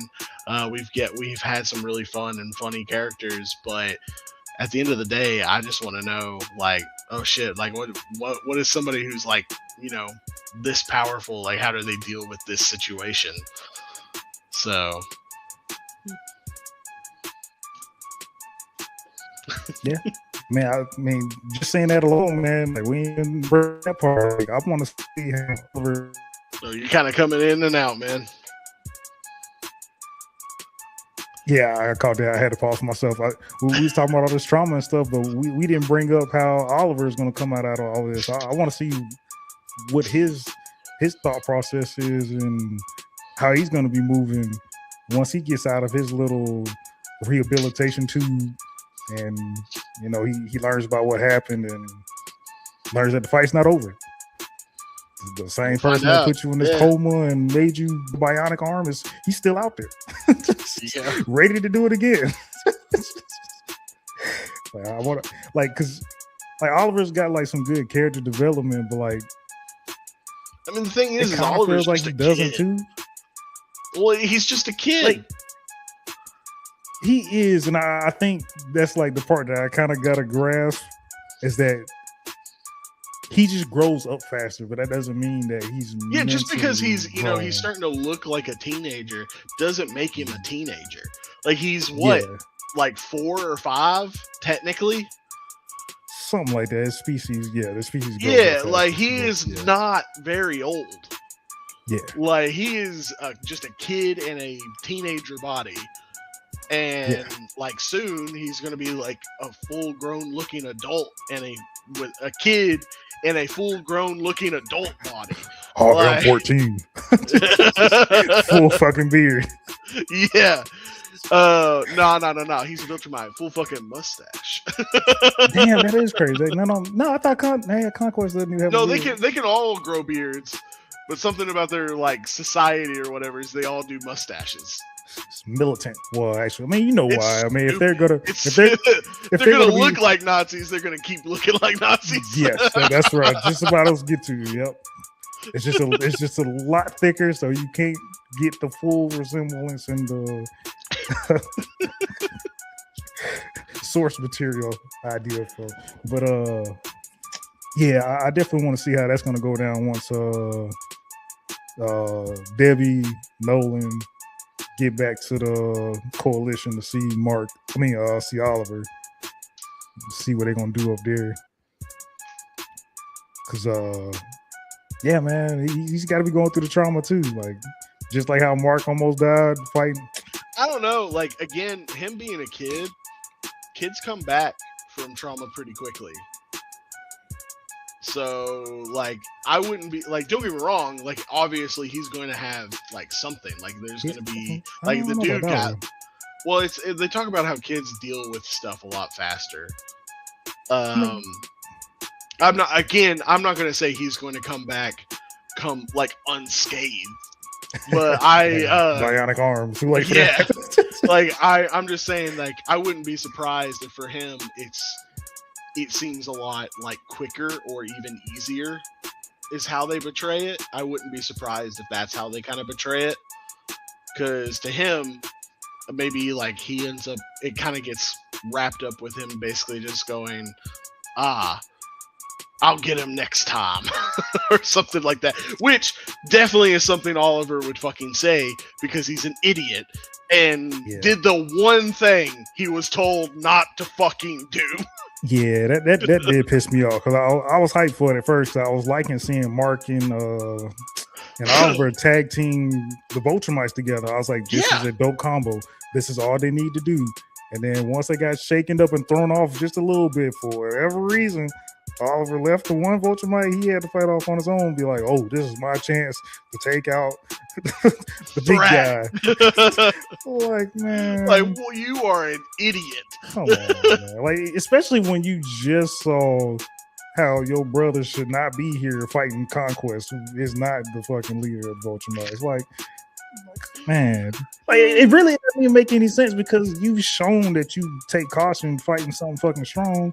Because when he went to go do that one job to fight the dragon dude, even he was like, yo, Mark, this is the dragon dude that you had a hard time fighting. Like, he almost got you. Like, I need help. Come help me. Somebody. Like, you had the smarts to do that for the fucking dragon dude, but the head of the Vulture-mites, you know, the ones that can take out a whole fucking planet. Nah, I got this one. Like, what the fuck are we doing, man? It's so weird, man. It's so weird. I mean, I have nothing. Like, I can't defend it. Like, he's an idiot. It is, but it's just weird inconsistency, man. Like, I think it's more just it's just a kid being a kid. Like, again, he's just being stupid. Like, he probably got the easiest way to explain it is he most likely got caught up in the fucking moment, saw his chance, and was like, "Oh, I can do it." rushed, and then immediately gets proven, nah, bitch, you can't do it. Which I like. I hope they explain that too, because I'm pretty sure we've seen both. No, not even both. I just use fucking Mark as an example. I'm pretty sure we've seen Mark lose his fucking limbs, but he hasn't had to turn around and get fucking bionic limbs. So why is it so different for all of us? Mark hasn't got his limbs lost. He's gotten them like broken down to the point where it was just like bone left. That happens in the Conquest fight from last season. Yeah, because he ended up stabbing him and shit. Yeah, but the motherfucker was gone, so he could have bionic hands, but they managed to get his hands. They weren't gone again. Like they were like mushed, and then he started attacking with like what would have been the bone, like right here. Again, it wasn't gone. They were still like there, but they were basically just mush. But we've been shown that Viltrumites can heal from fucking anything, as long as they're not dead. Stupid plot armor. That's just for Mark. That was literally That's not made just for fucking Mark. It happened to fucking Conquest too. No, I'm just saying specifically that was definitely made for Mark, and it trickled down to other fucking Viltrumites or any. Actually, that's for any and every fucking character. Because even the fucking brain dude should have been fucking dead, but somehow he's still kicking. But I digress. I mean, dude, when you've got like literal fucking superpowers and magic beans and all this other shit, maybe their healing stuff is just significantly better than ours. I mean, clearly. But you can't regrow limbs. Not allowed to do that. Intestinal organs ripped out. Just patches up with a little bit of my shirt ripped up and wrapped around me. I'll be back up in no time. While drinking weird egg juice. Bug fucking niffling. Whatever. Yeah. All right. Would you want to rate these two? And then of course, overall, what do you want to rate season 4?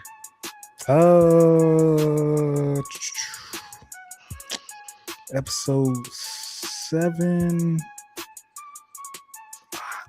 Yeah, that's so many consistencies, bro. I'll do like 7.3 for 7, and then you're low for me on me. You're not gonna like mine. I mean, it's yours, man. Like I like the inconsistencies for me, man, and some points on how the story goes. Like it's just in a way for something that's an hour long, a good bit of there are some points in there where they were rushed. Weirdly enough, but I don't think so. But hey, that's your feel. So, episode 8. I'd say 7. So yeah. For me, episode 7 is probably a 9. Yeah, I very much enjoyed it. And episode 8 's a 10. I fucking loved episode 8. Like the setup for it, everything that happened in it. Like I'm ready for season 5. I fucking want season 5 right fucking now. Why do we have to wait? Why is this not already fucking done? Let me fucking binge, for God's sake. What was the wait time? Like it wasn't. This just like a couple months, right? This was a year. From season 3 to season 4, I would say it was like a year. The big wait Invincible had was between, I think, season 2 and season 3. Because I think that one was like 2 or 3 years. It was a big wait. Yeah. I will also say, there was some, I want to say it was an article I read. The creator of the TV show, not the series himself, he believes that Invincible will last... he wants it to last between he'll probably end it between season 7 and season 8. So we've got at most 3 more, or sorry, at least 3 more seasons or 4 more seasons, or at most 4 more seasons.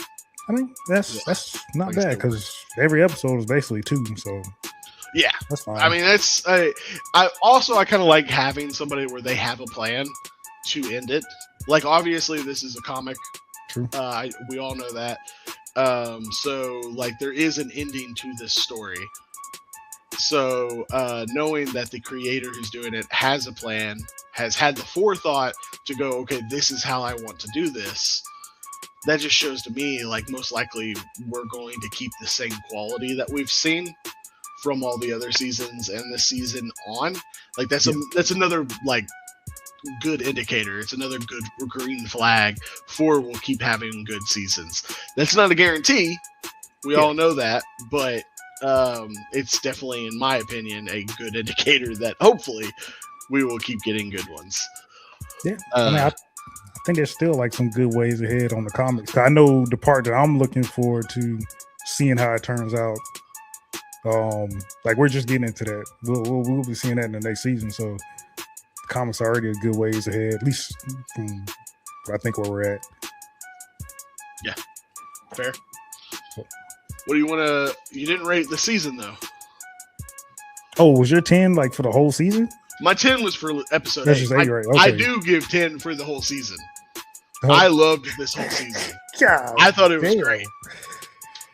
I mean, I will say, man, like I'm not the biggest Invincible fan, but there's definitely lots of aspects I like out of Invincible. I like seeing the reoccurring characters, like damn, his name's not Dark. What's the devil's name or the demon's name? The investigator.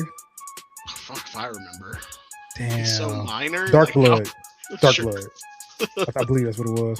Like it was nice seeing him and his little backstory. Good to see him back in the fray. Weirdly enough, in a way it's kind of comical, but I did like seeing those aliens that keep coming back and like they can't withstand the Earth's like time, space, or whatever. Oh, so they age. Like this is like our 4th time seeing them. Like, but they came back hard this episode, and like I like seeing them again, and especially with the whole Rex and I forgot what Monster Girl. Yeah, seeing them get trapped in their world, what is gonna happen to them? Like that's gonna be dope. So it's definitely lots of aspects. I definitely like as much as I would like to see it in some other shows. Like I'm just glad I got introduced to it from Invincible. I love the little title transitions that they do for these episodes. I'll never get old. I'll never get tired of that. It's so fucking creative. I do love the like I'm, and then the title. Yeah, I do like that. Yeah. It's well done pretty much every time. And I like that it's not always like I'm invincible or whatever. It's like there's been times where it's just somebody go, it's, and then Invincible pops up or whatever. Like, and it's not even talking about him every time. Like, there's been a few times it's not talking about him at all. Yep. I wish I could remember what that one episode was where he did it twice. Yeah. I was like, man, I fucking love this shit, man. I wish they just do it like every 5 minutes. I'll be all right. I'll be okay with that. One episode, just do it every 5 minutes. But outside of the stuff like that, man, the only reason why I rate it like this, like I said, man, like the action's a big part of it, but the action is so fucking inconsistent, and it's more for the wow factor than it is for like, you know, I wouldn't say not for its intended purpose. Obviously, the fight's for the fight and the war's for the war, but it just lacks for me, man. Yeah, I feel like it hurts. I'm just here for the drama. I give the whole season itself, I give it a 7.5. Sorry. I was say 5.5. What the fuck? Well, I just want to say you're in the minority. That's okay. That's okay. Like I'm gonna still watch season 5, but like I said, like I don't know, man. Like I'm pretty sure on Rotten Tomatoes, besides the first season, every season has gotten 100%. I mean, that's okay. That's okay. Yeah. Like it's and that's not me trying to like, hey, your reading's trash or whatever. Everybody has their opinions. Like obviously some people will be like, oh, I don't like this, and everybody else will be like, this is fucking amazing. That's totally fine. Everybody likes what they like, but you are wrong. That's the only reason why you brought that up.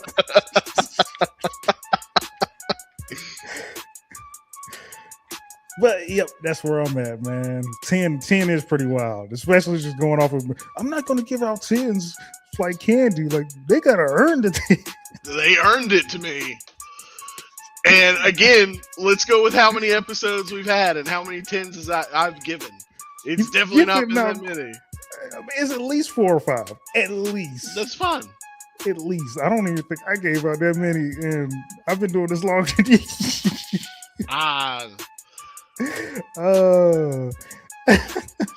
When it's on wax. Maybe I'm wrong. This season has been great, but it is. When something keeps, for me, when you basically, like, when I completely zone into a show, like, that tells me you're doing something right. Like, are there things that I can knock on Invincible? Of course there is, but to me, they're nitpicky. They're there just to be able to go, okay, this could have been done better. But honestly, like, even if you did those things like a little bit better, I don't even know if that would have been like, how to phrase this? Like, I like the way like some of these things have been done because it feels like right for this universe, for this world, for this story. Like like even when there's things that I nitpick on, like it could be like I understand while I'm watching it and while these things are saying, maybe this just hasn't been explained well to me yet. Like it could be something we learn later on. We're giving these pieces of information that we then don't get the full context of for like a season or two later. Like and like again, we were told like with Thrag, just because to me right now he is the most bullshit character. Like the way this is explained off, the way is what we're told is he just had special training. But and yeah, that to me right now that's bullshit. Like that just does not make any sense for what we've seen.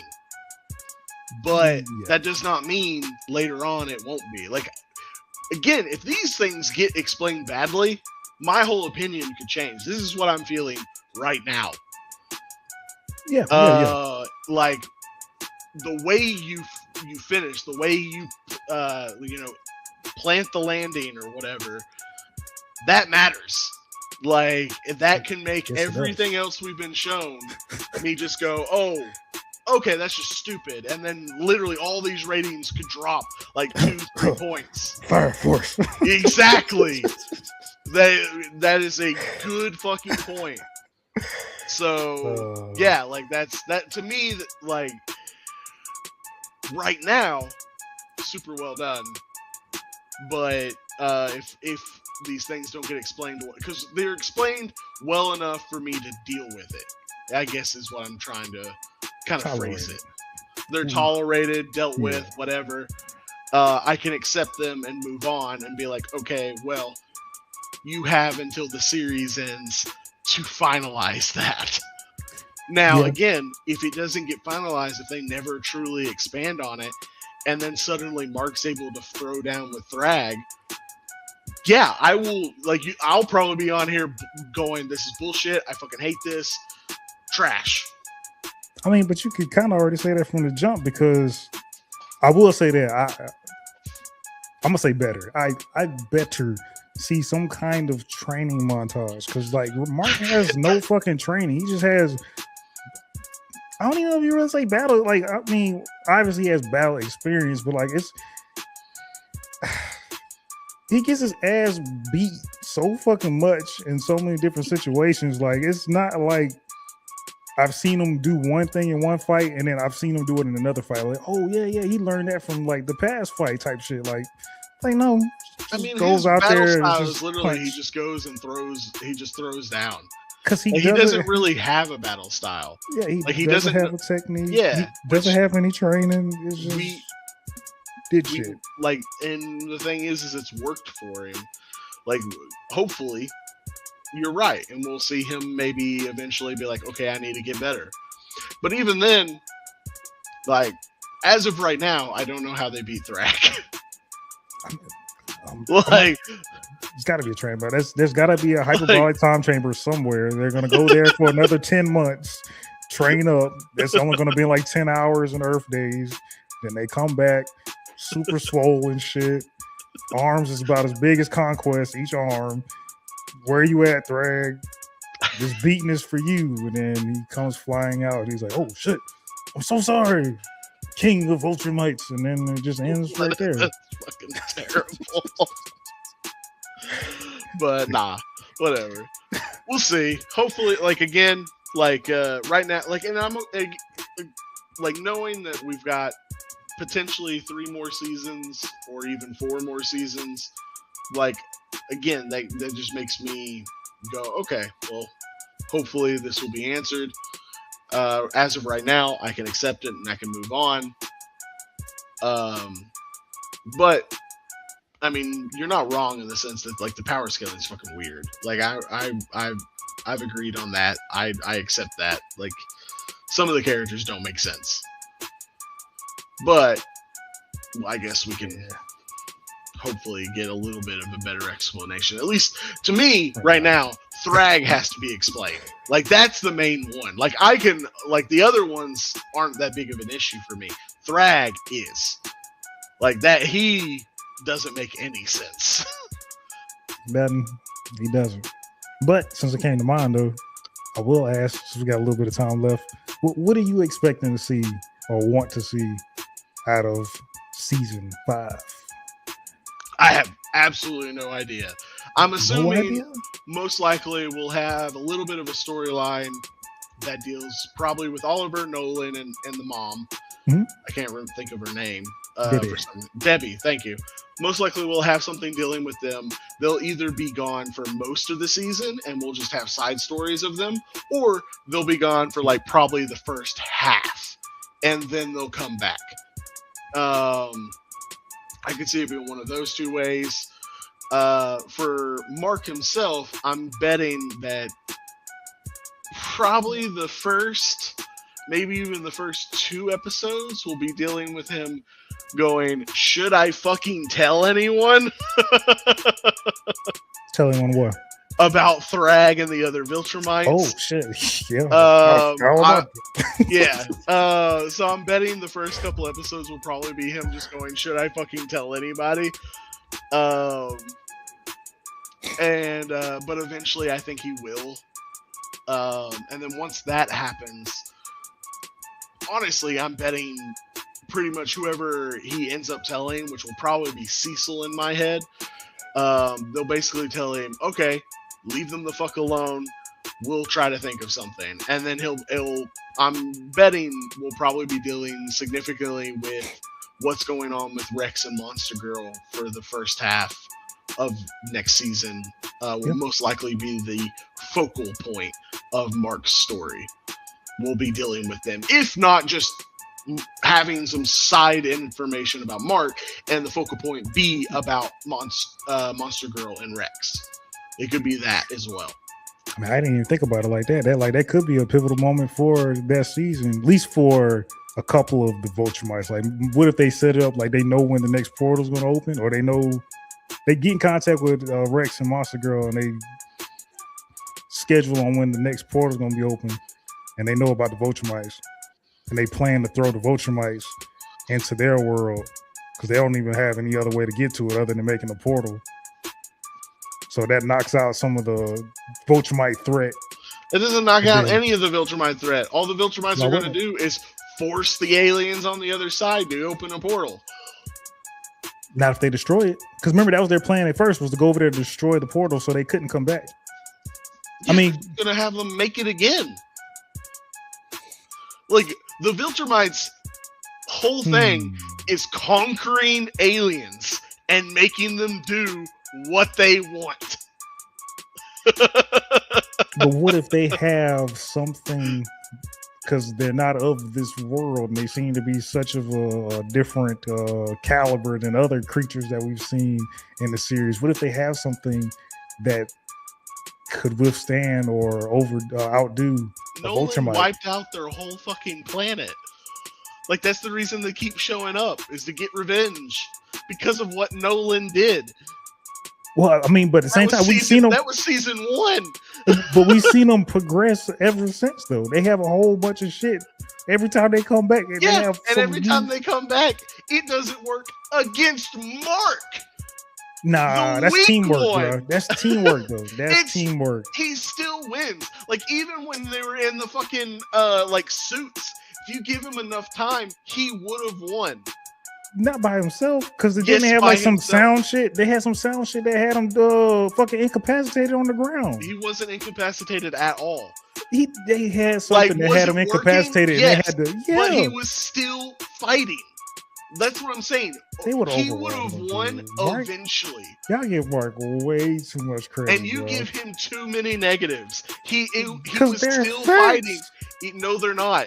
Yes, they are. It's on wax, bro. You could go watch it. I'm not making shit up. I'm not saying you are, but you're just like, oh, he's losing in this part, so that means he loses. No, he would have won. Would it have taken longer? Yes, but he would have won. Definitely wouldn't have won, man. He doesn't have that kind of battle smarts like that. Dude, he literally was fighting them while he was incapacitated, as you said. He wasn't incapacitated. He was fighting back. Nah, he couldn't take him out. Like, he wasn't like, oh, I can't move, I can't do anything. He was still fighting back. Nah, especially with the second one, because wasn't Nolan fighting in the? I mean, my bad, not the second one.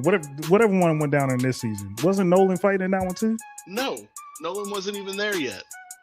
Who was fucking? So that was Mark fighting the flying robots, right? He was fighting both of them and getting his ass whooped. Again, yes, he is getting his ass whooped. He's getting beat down, but it's not like he's going to lose. If it was just him, there would be no Mark. No, there would be a Mark. Yes, there would. Like, dude, if I showed you the first half of Omni-Man's fight with the fucking Avenger knockoffs, you would be like, Nolan's going to lose because he was getting beat. And yet Nolan still wins because eventually he overcomes it. That's what I'm saying would have happened with Mark because of what his team did. And of course, it made it where the time bullshit thing happened. It ended the battle immediately. And Mark did his job where, he's keeping the big fucking mech suits off of everybody else. Because those things were built to fight Mark, to fight Viltrumites. Yeah. So anybody else would have been fucking bitch slapped into oblivion. Theoretically. But that proves does it prove my point? No, no. Check this out. So what's so different about those two is they never know what those aliens are gonna come up with and what they're gonna bring when they come across that portal. They just know their weakness and they know what they need to do to stop that. They know what they need to do to stop it. It's Mark who is the one who keeps being the thing they fight against. The only full-blooded Viltrumite they've gone up against was Nolan. Nolan wiped out their fucking civilization, essentially. Not obviously, because of course they came back, but he basically wiped out almost all of them, thinking that was enough, and then he left. He just fucked off. They, of course, came back for revenge, and ever since then have only dealt with Mark. That's it. Okay, so again, they don't know what they're going to come with out that portal. Every time they come back, they have advanced significantly since the last time they came back to the planet. They know their weaknesses, but they don't know what they're coming out there with. So they're basically fighting blind. Nolan knew what the alliance of knockoff heroes, he knew what their capabilities were. He knew them as people. He wasn't fighting blindly. That's different. He actually knows how to fight and what to do to whatever person he was fighting to overcome them. Mark doesn't have that luxury. And So yes, Nolan would do fine fighting the heroes of Allegiance Yes, or and whatever. by the way, the whole argument started with you saying something they'll bring back will be able to deal with the Viltrumites. Yeah, I still think that. Nothing they bring back is going to deal with the Viltrumites. I still think that they already got close again. The little mech robot No, they didn't. shits. They only got close to Mark. He's a Viltrumite. No, he's not. He's a half-blood. Well, excuse the hell out of And me. has shown time and time again how much weaker he is to the actual Viltrumites. Fuck does that mean? What does that mean? Just because it's half blood, it doesn't exist? What? Oh my god, dude! He's still a Viltrumite. He's two. He's 2 parts. He's a Viltrumite and he's a human. What I'm saying is anything that they build, they're building in the eyes of Mark can go to this level. Where every other fucking Viltrumite we've seen can go beyond him. Everyone? Like, even the ones he's beaten, half the time the reason he's beaten them, besides Conquest, was the only reason he beat Conquest is because he was fucking insane and choked the fucker out. Is been just, he got lucky. Or, as you said, teamwork. I mean, for Conquest? Well, with Conquest, that's the reason he won. That's just plot armor. First time. There wasn't no teamwork on that. Oh, the second time? I mean, the first time, my bad. The first time, yeah, it's teamwork. The second time, again, is just because he went insane, and yeah, you can say plot armor or whatever. It's just, for sure. Again, it's whatever. But every other one he's fought up against, like, he beat, like, a few of them, but usually... No, he didn't. Yes, when he went there with his dad, he literally said, "Dad, help!" as he got fucking stomped out by 2. One before Conquest. The one before Conquest. Because they sent a female first. Was it a? I mean, you talking about the chick with the hair, right? Yeah. Like she was part of the last. She was part of the final fight too. No, I'm not talking about the one that has the dagger on the end of her hair, which I still think is a stupid fucking concept. But there was one before Conquest who was supposed to prove that Mark was got you. How does she Viltrumite potential? She doesn't really lose the fight because Mark just basically proves himself to her, and then she fucks off. Yeah, she was testing him. Yeah. But he does beat her in the sense that he fucking survives, I guess. What happened to her? I don't even know what happened to her. Yeah, that's the whole reason they know about Earth was because of her coming and confirming everything. She had brown hair, right? Not white. I don't fucking remember. I think so. I do believe it was brown hair. In fact, I think wasn't she like one of the people you see in the at the end of episode 8? There's a chick with white hair too. That's why I feel like they look. Well, I'm talking about I'm talking about the one that had brown hair who gets like catcalled, and she just kind of like looks at him and then walks away. Shit. Is that her? I think so. Her. But I might be wrong too. I don't remember. But the point is,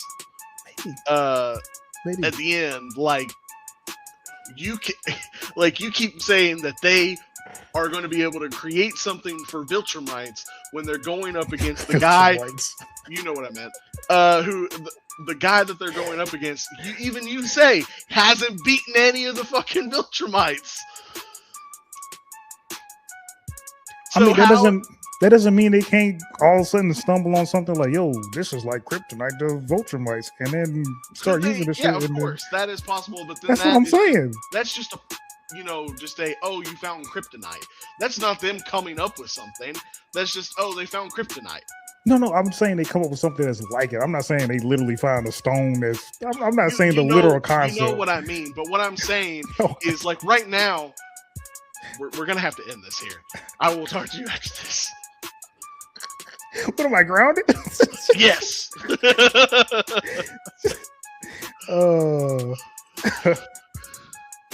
But no, like my point is so like when you're just doing build up, like again, they're not going to just come up with this is the immediate victory. Again, when all they have data point wise is Mark. And Nolan. No, they don't even have Nolan. He went there. You already said that. He did go there, but so then seen him. Oh my god, they saw a piece, were wiped out, never saw his limits, never saw him struggle, and left. Again, that's not a data point. That's just there's a meteor coming. That's all he is to them. You don't.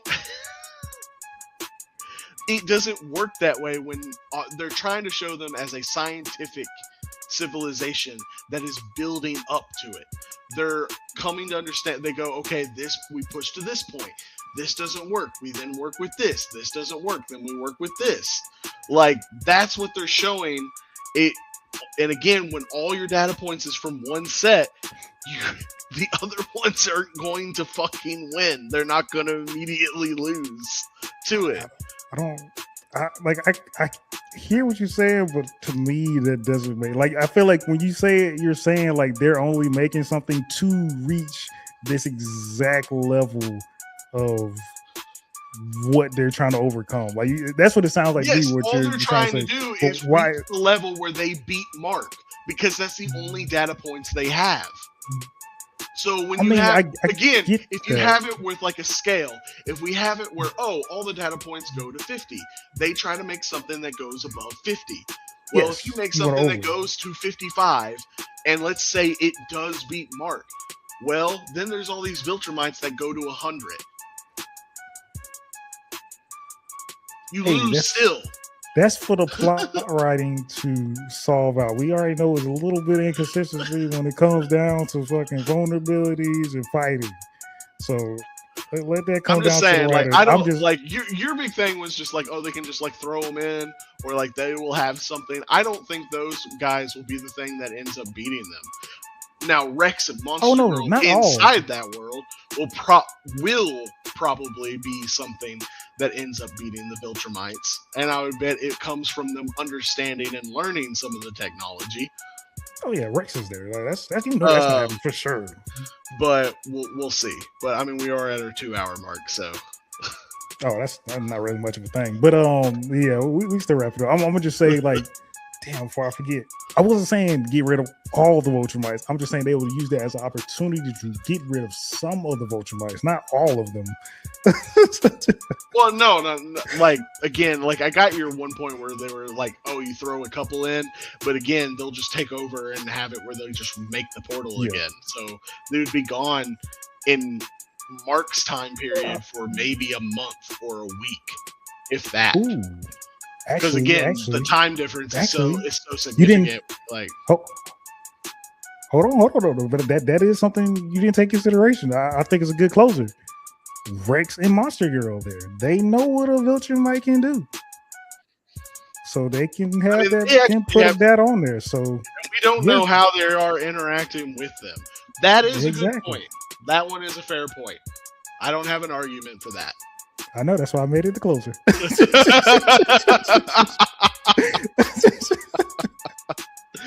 But, thanks everybody that been watching today's episode, man. You got anything you want to say before we close it out, Fry?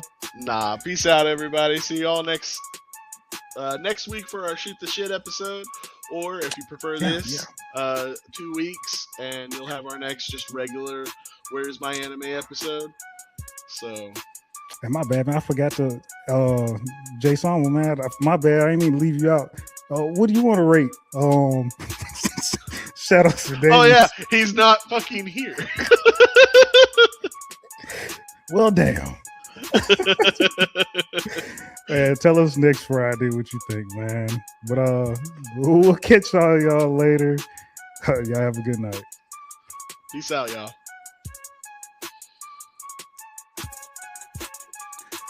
This has been another great episode of Where's My Anime. We are on Facebook, YouTube, X, and TikTok. Thank y'all for watching and interacting with today's video. Make sure y'all go subscribe, like, and comment. See y'all next time on to the next season, next episode of Where's My Anime?